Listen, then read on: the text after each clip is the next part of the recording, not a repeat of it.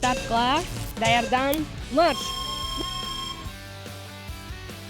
Бул Москва жана Абдрахманов көчөсүнүн кесишиндеги жаңы өтмөк. Бул жолду эми диагонал аркылуу өтүүгө болот. Ал үчүн жол чырагы бардык унааларды бир убакта токтотуп, жөө жүргүнчүлөргө гана бошотуп берет.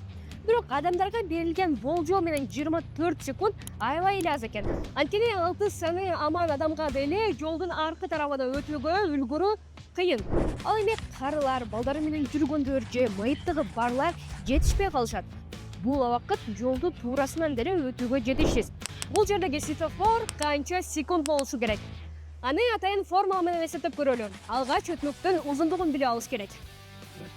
Моссоветте ал болжол менен 35 метрди түзөт.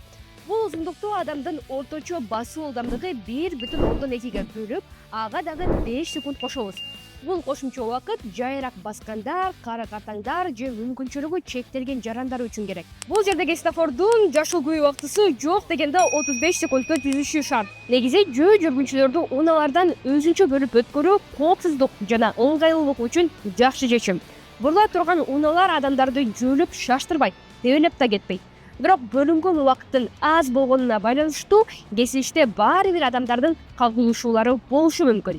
Келгиле, шаардын башкармалыгын бул өтмөктөрдөгү жүргүнчүлөр үчүн убактысын көбөйтүп, адамдарга ыңгайлуу кылуусун талап кылалы. Ал эми сиздерге бул жол өтмөктөн өтүү жактыбы? Өз пикириңизди комментке калтыра кетиңиз.